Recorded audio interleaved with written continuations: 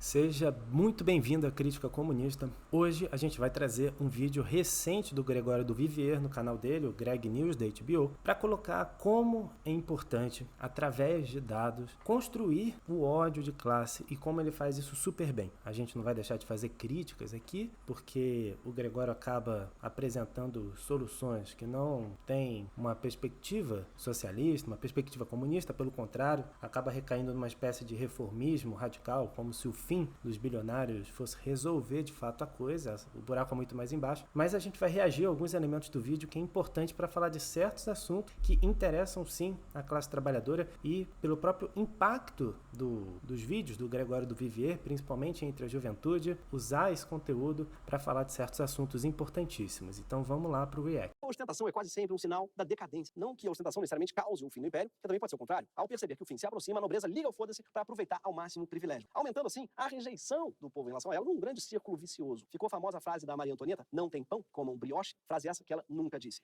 A frase correta é: não tem pão, façam a dieta low carb.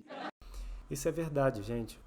Hoje tem uma nova corrida espacial onde diversos bilionários estão construindo empresas de exploração espacial, de turismo espacial, que mostram um verdadeiro problema se a gente pensar que o avanço das forças produtivas, do conhecimento, da técnica, poderia conduzir a um desenvolvimento da própria sociabilidade humana. Pelo contrário, no capitalismo, isso está levando à extrema decadência. Recentemente teve o submarino que foi lá ver o Titanic e explodiu, implodiu. O que é isso? Ou seja, para onde está indo essa riqueza que a classe trabalhadora produz? E os revolucionários não só mataram todos os aristocratas vivos, como exumaram todos os reis enterrados na Basílica de Saint-Denis e jogaram seus corpos numa vala comum. Sim, eles mataram os reis vivos e com os que já tinham morrido, eles brincaram de morto muito louco.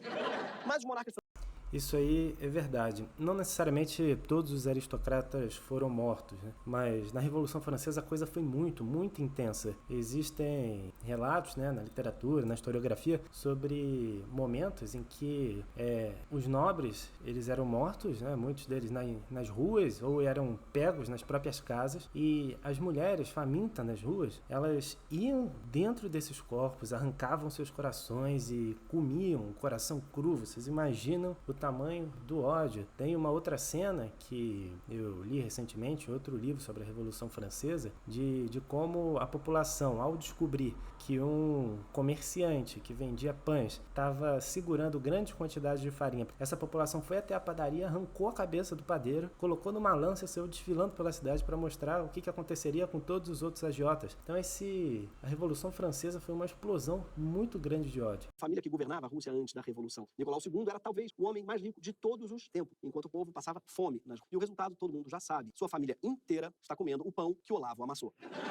Qual é o grande problema quando a classe trabalhadora ela toma o poder? Teve uma discussão no post do Instagram onde a Priscila falou sobre a possibilidade de reeducar a classe dominante para que ela trabalhe. Mas diante da própria posição que a classe dominante costuma tomar durante o processo revolucionário, fica muito difícil falar em uma reeducação possível. Em alguns casos, a coisa fica ainda mais complicada, porque, vejam, a questão da família real, de uma monarquia, existe toda uma veneração, toda uma proteção ao entorno dos membros da família real. Isso significa que, se o rei morre, você tem um príncipe. Se o príncipe morre, você tem a rainha ou a princesa, tem os netos, ou seja, todas as gerações. Então, no caso dos Romanov, a família ela foi toda assassinada, porque se ela decidiu passar para o lado da contra-revolução, como você simplesmente vai prender os líderes? Porque se existe a possibilidade de libertar esses líderes e restaurar a monarquia, principalmente num contexto onde potências estrangeiras estão invadindo o país, a única solução possível é o que aconteceu. Então os nobres franceses, os Romanov, os reis, os príncipes, na Revolução Francesa ou na Rússia, decidiram assumir o lado da reação. Depois, ao longo do vídeo, ele vai mostrar um monte de dados, um compilado, mostrando como a concentração de riqueza continua avançando e acelerou muito durante a pandemia. Dados muito interessantes, por sinal. Ele vai falar também como os jovens de hoje são muito diferentes dos jovens das antigas gerações, que ainda podiam sonhar em ter uma casa própria, de ter uma vida confortável. Hoje ninguém imagina isso, e ter um direito trabalhista já é muito complicado. Vamos seguir então com o react. justamente por conta do sistema econômico que criou essa cultura, o mundo está literalmente pegando fogo. A gente já está vivendo os dias mais quentes do ano e ainda faltam 3 meses pro verão. A gente não gosta muito de pensar nisso, mas todo mundo sabe e sente que o futuro não parece mais um lugar viável. E quando isso acontece, também não faz muito sentido ser austero, fazer uma poupança, sacrificar um pouco mais do presente em nome de uma segurança no futuro. Afinal, que futuro? Os bilionários vão seguir voando de jatinho, emitindo cada um deles mais carbono que cidades inteiras. Aí eu vou economizar no meu banho.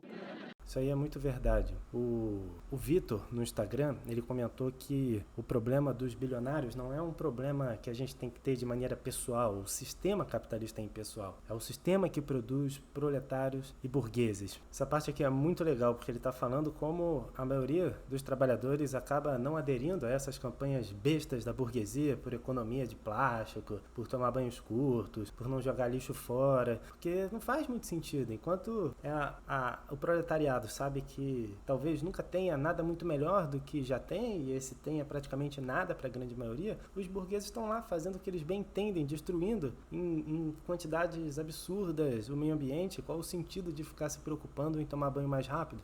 Sabe, e é isso, a ostentação e o luxo dos czares na Rússia, da corte francesa, do baile da ilha fiscal, tudo aquilo eram sinais muito claros de que essas elites representavam sistemas em declínio, em fim de carreira, e produziram tanta revolta que acabou em revolução e guilhotina. Mas eram declínios localizados. Hoje, o mundo todo acha que foi convidado pro baile da ilha fiscal e acha que tá participando dele. Todo mundo tá dançando no TikTok, literalmente. Enquanto isso, só um pequeno clube de pessoas tá comendo camarão. O pão, inclusive, já acabou, mas tem migalha de brioche pra todo mundo, mas tem que postar. Você pode postar uma foto com uma migalha de brioche e é como se tivesse comido. Por quê? Quando a ilusão de luxo é democratizada, a gente perde a capacidade de odiar o luxo obsceno de verdade. Porque todo mundo hoje se sente cúmplice da tragédia, mas todo mundo... É que é legal. Ele está falando da impotência ou mesmo do pessimismo da classe trabalhadora diante do mundo como está.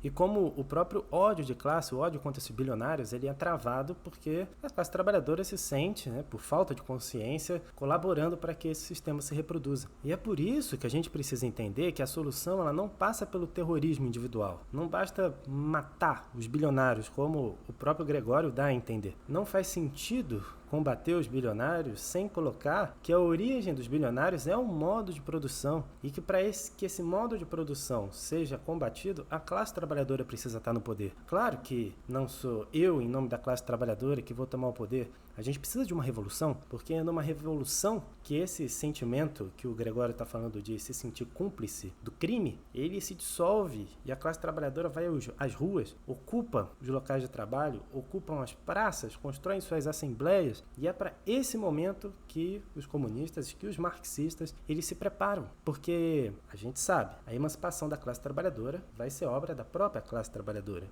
E como eu disse agora, para que a classe trabalhadora se movimente e consiga derrubar o regime, nós precisamos de uma revolução, um momento em que a consciência está mais propícia a isso. Mas nós que tomamos uma consciência de classe antes da grande maioria do proletariado, a gente precisa se preparar agora para esse momento. Ou seja, a eliminação dos bilionários, ela faz sentido prático se ela está dentro de um contexto de uma socialização dos meios de produção, de um governo revolucionário dos trabalhadores, de uma ditadura do proletariado, como diria o Lenin. E não é matar por prazer, mas é matar porque, se isso for necessário, isso vai ser resultado de uma autodefesa dos trabalhadores contra uma classe que é hostil e que está disposta a sabotar e a lutar para derrotar, com ainda o capital que lhe resta ou com as forças sociais que lhe restam, derrotar a classe trabalhadora. A gente está, nesse momento, discutindo se deveria taxar jatinho e jet ski. Eu acho um absurdo taxar jatinho e jet ski. Tem que proibir mesmo. Está rolando um debate no governo Lula sobre taxar, mas enquanto a gente perde tempo tentando pegar um pouquinho de dinheiro desses burgueses, o que a gente está fazendo para mudar esse modo de produção? Então,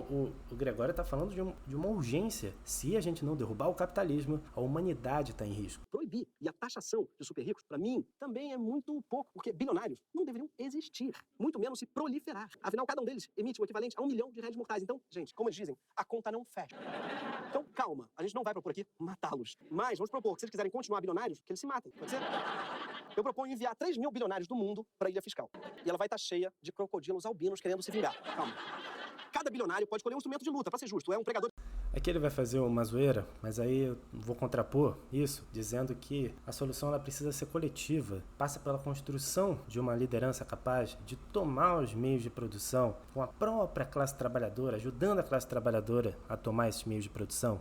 E no momento revolucionário, exatamente quando esse ódio de classe ele tiver atingido os seus picos, sem essa direção, esse ódio de classe ele uma hora se dissolve. Com uma direção, a gente tem a possibilidade de tomar o poder político, destruir o Estado burguês e construir o Estado da classe trabalhadora. Esse sim, com a capacidade real de acabar com a classe dominante. Não necessariamente de maneira física, mas com a possibilidade dela existir. E ela só existe hoje porque o sistema capitalista continua concentrando poder através do capital. E quem tem capital também tem poder social. A solução ela não vai vir pelo terrorismo de nenhum grupo, seja ele maior ou menor, mas vai vir pela violência organizada da classe trabalhadora, lutando para construir o seu sistema econômico, o socialismo, que é a primeira etapa do comunismo. Se você assistiu o vídeo até aqui, eu agradeço a audiência. Eu vou colocar aqui embaixo um link para que você conheça a campanha Você é Comunista? Organize-se. Se você gostou do conteúdo, comenta, diz aí o que você acha que deve ser feito com os bilionários. Em breve estaremos aqui de novo com novos conteúdos. Tchau, tchau.